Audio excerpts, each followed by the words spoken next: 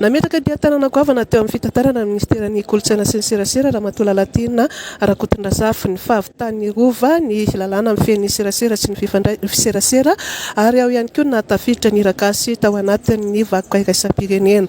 Fa araka ny nambarany ministra vaovao Augustin Andriamananoro dia anandratra ny antsika, anandratra ny mahamalagasy ary navita navadika bainga ny ministra teo aloha. Noho izany dia vaventy ny andraikitra miandry ka miantso ny fiara-miasa avy amin'ny daholo be ny ministra Augustin Andriamananoro teo ampandraisana ny famindranasa ny ministeran'ny serasera sy ny kolotsaina. Ny voalohany dia ny fisaorana n'Andriamanitra izay tokony fandarana ka nanafahantsika nanatanteraka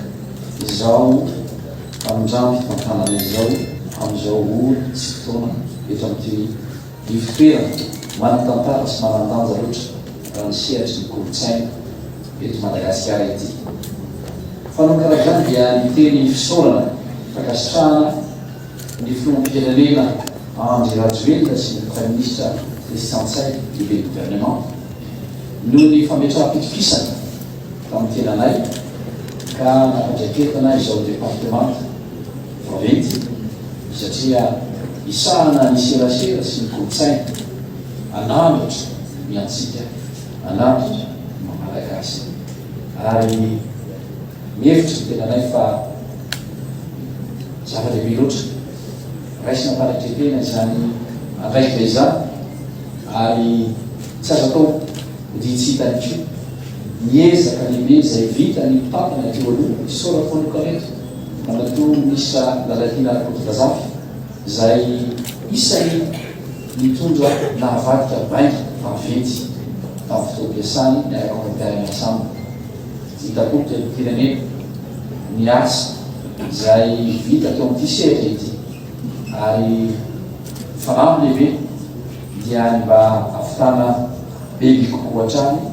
tsaratsara kokoa hatrany dia manainga ampitiavana antsika rehetra mpiara-miasa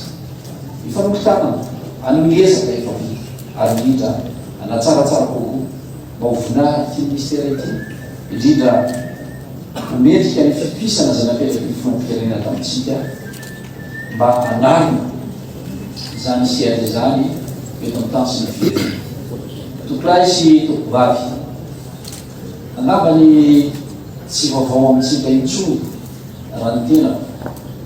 efa 5 taona lasa zay raha tsy hoe tany taona 20 no efa ministra ny tantana ity departementa ity satria nikamany moa tamin'ny fotoanandro ny departementa ny fifandraisan-davitra sy ny serasera zany hoe fa betsaka taminareo ny fa niara-miasa tamiko na teo anivony RTM zany télévision nationale na teo anivon'ireo sampandrarana samihafa ka mino fa efa diso fantatrareo loatra ataoko hoe mety vomaina mipitika anjoro angamba tsy haiza fa dia lasa nakamy toerana zay mety malaza azy a dia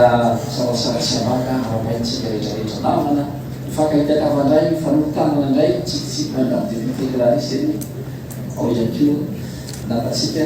varina fa betsaka larolombo fito tonga eto voninahitra lehibehoan'ny Madagasikara zao famindram-pitantana amizao zany mety angamba ny hoavy ny fotoana zay mbola ifamilavelanantsika mety eo vina mpiara-monina na mitombaneza mba ataontsika aneto zao ministera zao fa ny zavatra teny mba azo fatsika dia izao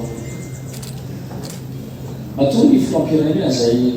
nametraka hiraka teny loatra mahazatra ataoko amin'ny teny frantsay manazy hoe l'essentiel ce n'est pas de partir en mission mais c'est de réussir sa mission. Zany hoe rehefa nisafidy ireo mpiamina rivon'ny gouvernement taketriny ny filoham-pirenena dia nametraka fanampy izy hoe raha ao anatin'izany sibana maso sibana maro misafidianana olona hitapana departement zany dia everina fa tokony havita ianareo fa mila mahatsaka tena raha to tsy atratra ny tanjo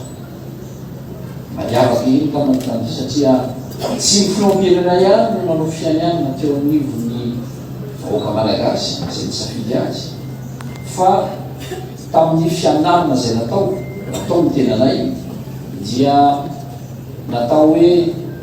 eo anatrehan'Andriamanitra sy ny vahoaka Malagasy dia mihinao fanatanteraka atsaka sy andavana ampamendrena sy ampamarinana miasa sy alaitra mamisy nametrahana ary zava-dehibe loatra satria natao tao anatin'ny lapa-panjakana toerana izay manana ny lanja ny manana ny asiny ka tsy azo sika sy misy iraka zany mampanaovany filo satria ny filo dia iraka ny vaoaka malagasy ny safidy ihany ko anafitra ty madagasikara ity milo afa tsy rery manoloana izany ataoko hoe